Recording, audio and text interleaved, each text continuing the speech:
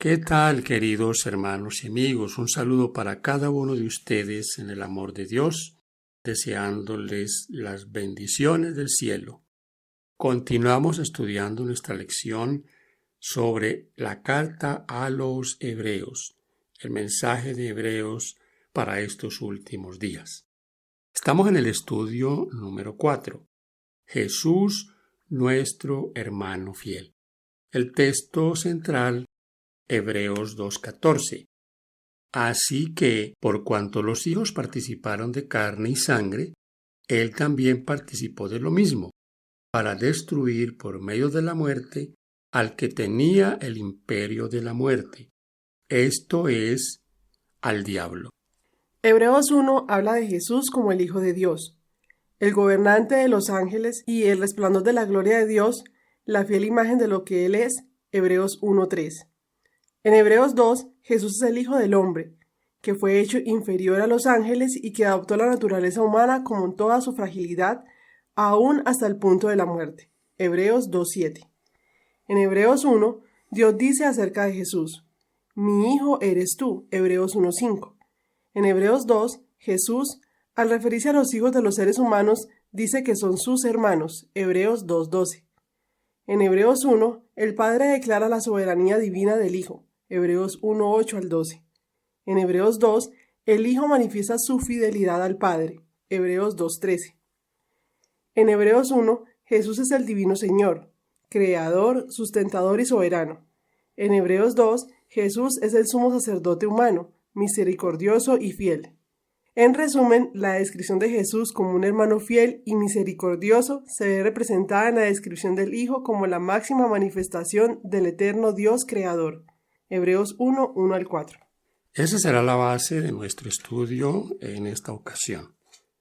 La base es Jesús, el resplandor de la gloria de Dios.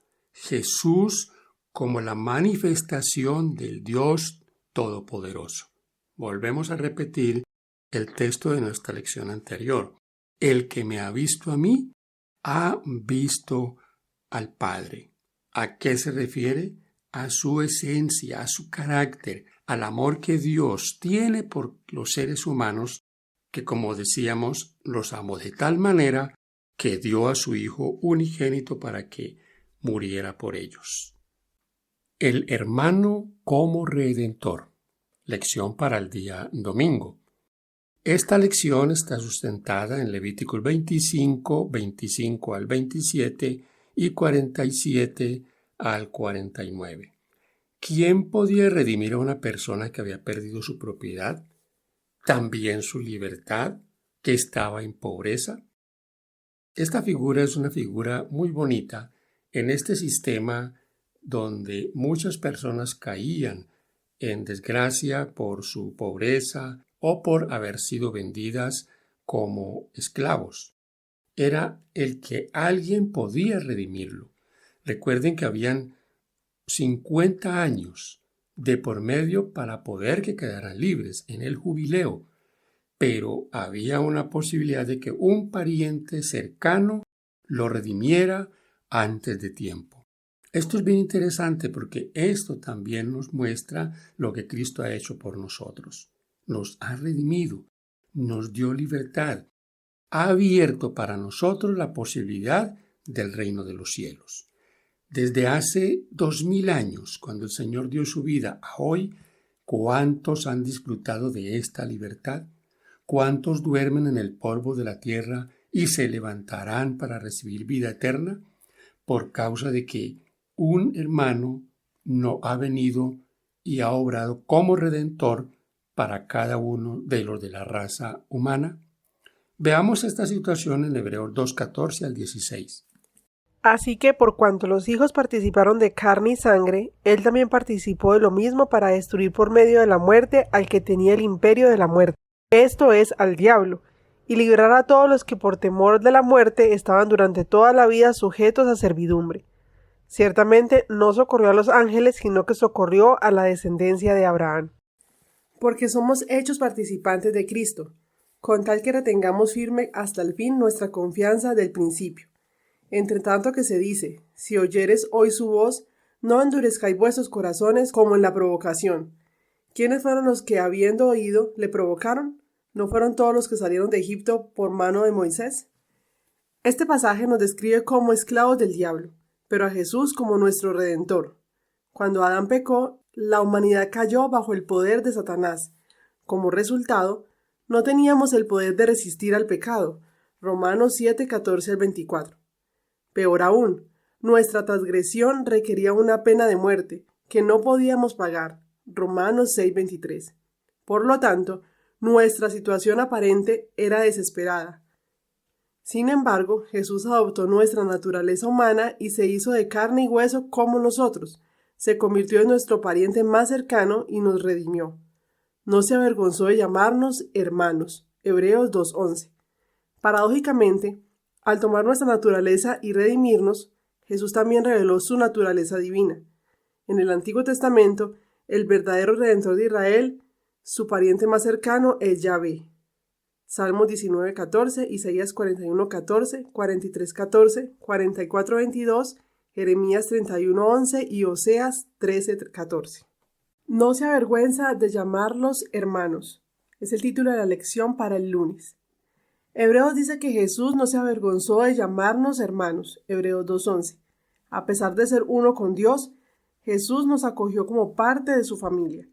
Esta solidaridad contrasta con la vergüenza pública que sufrían los lectores de Hebreos en sus comunidades.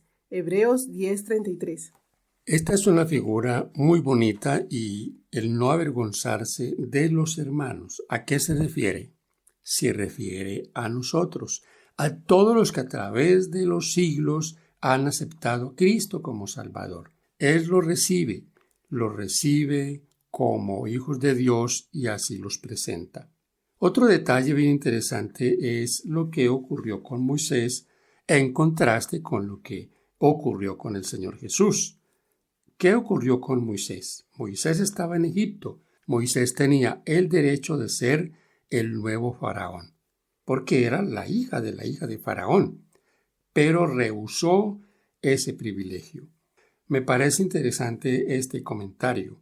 Moisés tenía algunas características en Egipto que lo acreditaban para ser el nuevo rey.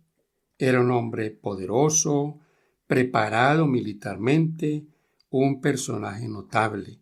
Era un hombre con unas características especiales. ¿Se aferró a eso? No. Igual que lo que hizo el Señor Jesús.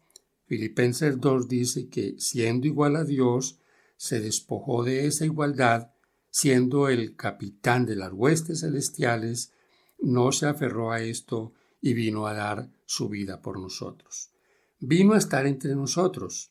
Mateo 10, 32 y 33 dice que Él nos confesará delante del Padre que está en los cielos, que no se avergonzará, 2 Timoteo 1, 8 y 12, porque Él padeció por nosotros, dejándonos ejemplo, como dice la palabra de Dios, para que nosotros sigamos sus pisadas. Hebreos 13, 12 al 15. ¿Qué nos pide Dios a nosotros? Mateo 10, 32 y 33 dice que Él no se avergüenza de nosotros y nos confesará delante del Padre que está en los cielos. No me avergüenzo, ni tú te debes avergonzar de dar testimonio de Él. Y dice en Hebreos 13, 12 al 15 que Él padeció por nosotros. ¿Qué nos pide Dios a nosotros? ¿Cuál es el fundamento de nuestra fe? Si Él nos avergüenza de llamarnos hermanos, ¿nosotros nos avergonzamos de Él? Nuestro estudio para el día martes tiene un título que ha sido controversial. Carne y sangre como nosotros. ¿Cuántas ideas se presentan en cuanto a esta situación? Que Él no es uno en carne como nosotros, que Él hoy es un espíritu. Bueno, toda clase de ideas. Vamos a mirar detenidamente a qué se refiere la palabra de Dios cuando dice que Él es uno como nosotros. ¿En qué Él es uno como nosotros? Él es una revelación de Dios, por supuesto que sí. Pero como dice 1 Corintios 15:50, Él participa de lo nuestro, carne y sangre. Si en 1 Corintios 15:50 dice que carne y sangre no heredará el cielo, ¿a qué se refiere? Esa expresión, mis hermanos, de carne y sangre muestra que en nuestra condición humana, en nuestra debilidad, nosotros no podremos entrar al reino de los cielos, que debe haber una transformación. Vamos a leer Hebreos 10, 5 al 10. Por lo cual, entrando en el mundo dice, sacrificio y ofrenda no quisiste, mas me preparaste cuerpo, holocaustos y expiaciones por el pecado no te agradaron. Entonces dije, he aquí que vengo, oh Dios, para hacer tu voluntad, como en el rollo del libro está escrito de mí, diciendo primero, sacrificio, ofrenda y holocaustos y expiaciones por el pecado no quisiste, ni te agradaron las cuales cosas se ofrecieron según la ley. Y diciendo luego, he aquí que vengo, oh Dios, para hacer tu voluntad, quítalo primero para establecer esto último. En esa voluntad somos santificados mediante la ofrenda del cuerpo de Jesucristo, hecha una vez para siempre. Fíjense en el siguiente comentario. La expresión carne y sangre enfatiza la fragilidad de la condición humana, o sea, su debilidad. Efesios 6:12. Falta de entendimiento. Mateo 16:17, Gálatas 1:6. Y la subyugación a la muerte. 1 Corintios 15:50. Esa es la parte humana, nuestra fragilidad, nuestra falta de entendimiento y cómo estamos sujetos a la muerte. Hebreos dice que Jesús fue hecho como sus hermanos en todo. Hebreos 2:17. Esta expresión significa que Jesús se hizo completamente humano. Jesús no simplemente parecía humano, era verdaderamente humano, realmente uno con nosotros. De otra manera, ¿cómo le hubiese llevado entonces nuestras cargas? ¿Cómo nosotros podemos mirarlo a Él como ejemplo? Vienen aquí muchos interrogantes. Y posiblemente un interrogante que muchos no pueden contestar es esta parte humana del Señor Jesús. Porque algunos dicen que Jesús era 100% Dios y 100% hombre. Esta expresión aún se escucha entre nosotros. Tenía las dos naturalezas. La pregunta es, ¿cómo venció él al diablo? ¿Cómo venció el pecado? ¿Como hombre o como Dios? ¿Usó su poder divino para vencer la tentación y vencer al enemigo? Si alguien dice esto, entonces nuestra pregunta sería, ¿cómo yo podré vencer si yo no soy Dios? Por eso, mis hermanos, tenemos que tener la claridad total. Jesús fue hombre como nosotros, como lo veremos en la parte final de nuestro estudio.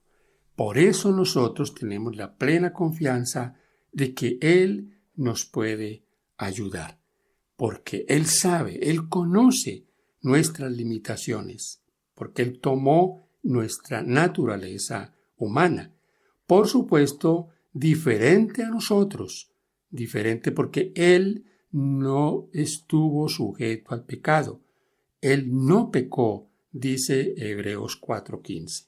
Esta pregunta es bien importante para nosotros. Dado que tenemos la promesa de la victoria a través de Jesús, la pregunta es, ¿por qué muchos de nosotros todavía caemos en pecado? ¿Estamos haciendo algo mal?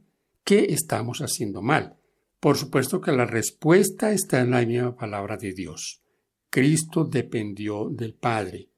Nosotros no oramos como Jesús oró. Nosotros no tenemos una dependencia del Padre como Él la tuvo. ¿Cuál es entonces nuestro desafío? No es a vivir una vida indolente, es a vivir una vida unida a Dios, en meditación diaria, en una entrega total al Señor Jesús. Vivir a la altura de lo que a Él nos ha llamado, para que así nosotros seamos llamados cristianos. Bueno, llegamos ahora a la parte para el día miércoles. Está titulado perfeccionado a través de sufrimiento. ¿Quién perfeccionado a través de sufrimiento? El Señor Jesús. Ahora, aquí hay unas preguntas que debemos responder.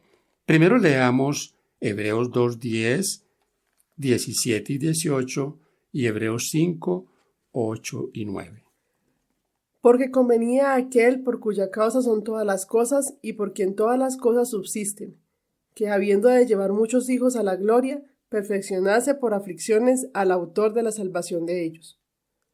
Por lo cual debía ser en todo semejante a sus hermanos, para venir a ser misericordioso y fiel sumo sacerdote en lo que Dios se refiere, para expiar los pecados del pueblo, pues en cuanto él mismo padeció siendo tentado, es poderoso para socorrer a los que son tentados. Y aunque era hijo, por lo que padeció aprendió la obediencia. Y habiendo sido perfeccionado, vino a ser autor de eterna salvación para todos los que le obedecen. ¿Qué preguntas aquí entonces quedan pendientes? ¿Jesús fue perfeccionado? Si fue perfeccionado, ¿era que él era imperfecto? Segundo, ¿Jesús aprendió obediencia? ¿Cómo aprendió obediencia a través de sufrimientos? ¿Necesitaba él aprender? ¿Los sufrimientos revelaron que Jesús era el sumo sacerdote? El apóstol dice que Dios, por medio del sufrimiento, tenía que hacer perfecto a Jesús.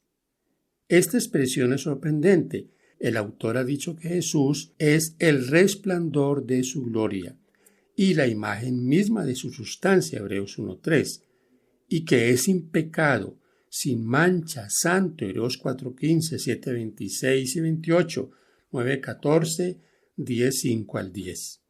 Esto significa que Jesús no tuvo que superar ningún tipo de imperfección moral ni ética. Sin embargo, Hebreos dice que Jesús pasó por un proceso de perfeccionamiento, que le aportó los medios para salvarnos.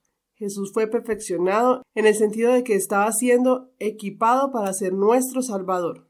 Jesús fue perfeccionado mediante los sufrimientos para convertirse en capitán de nuestra salvación, Hebreos 2:10.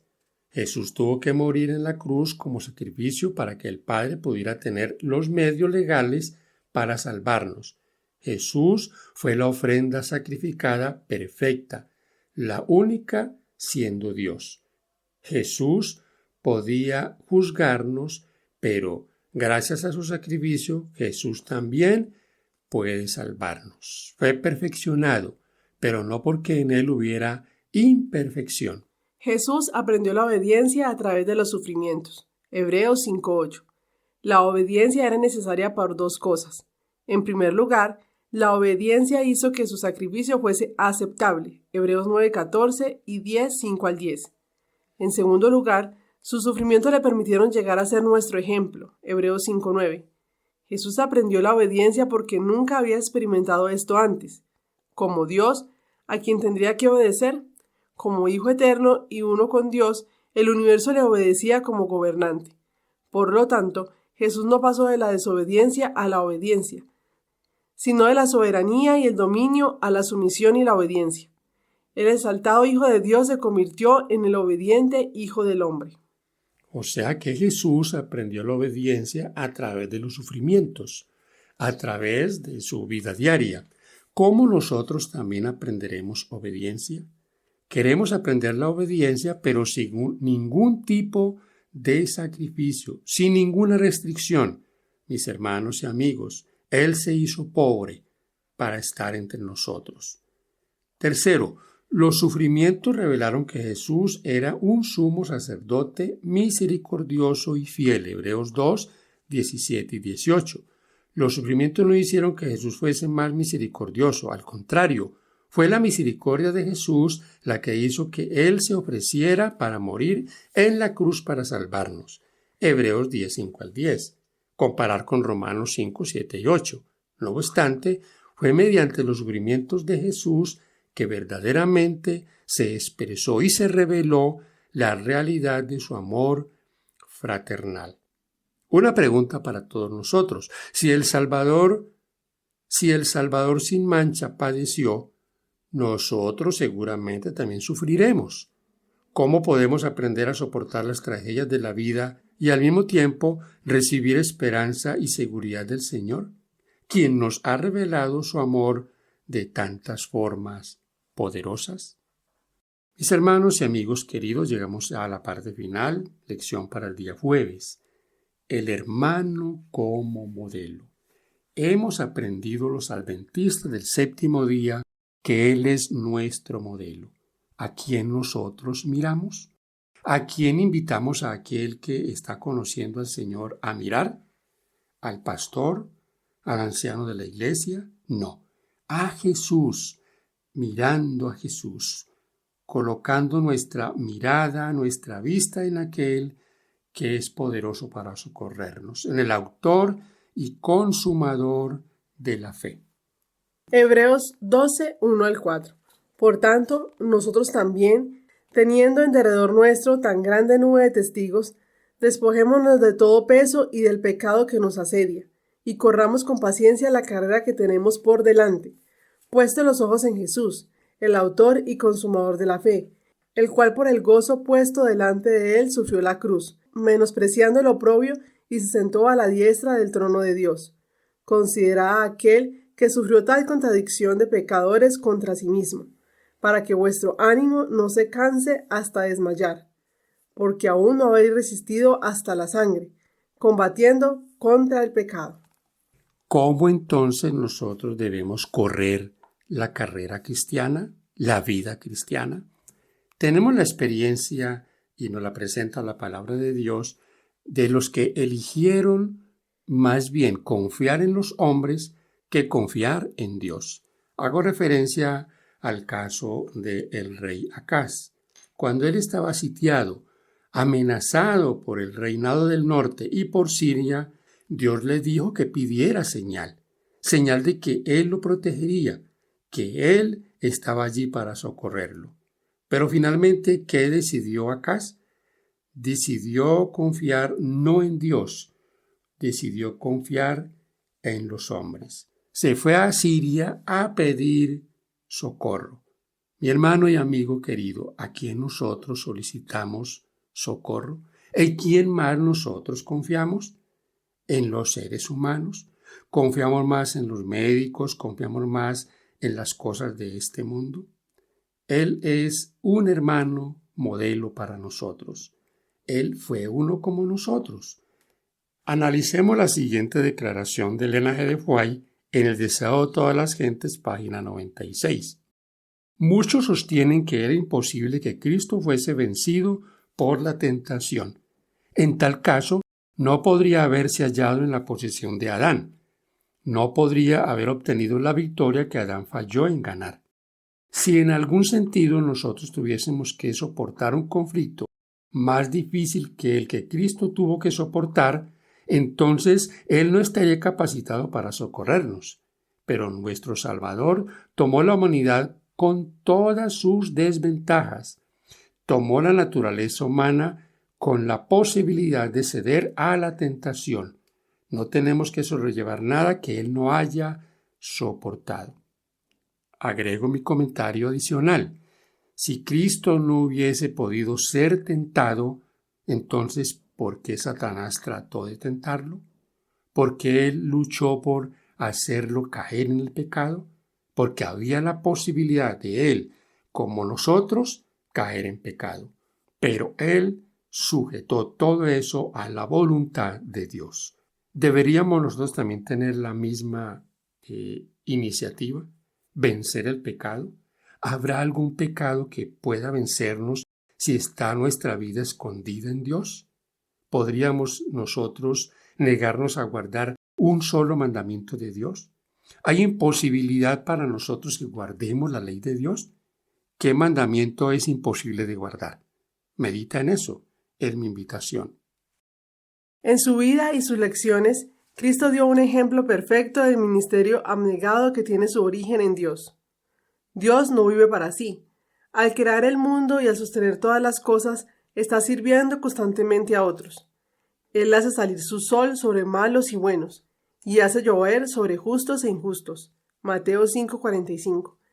Este ideal del ministerio fue confiado por Dios a su Hijo, Jesús fue dado para que estuviese a la cabeza de la humanidad, con el fin de que por su ejemplo pudiese enseñar lo que significa servir. Toda su vida fue regida por una ley de servicio, sirvió a todos, ministró a todos. Deseado de todas las gentes, página 619. Dios bendiga a todos. Gracias por estar con nosotros hasta este punto. Esperamos sus comentarios. Bendiciones.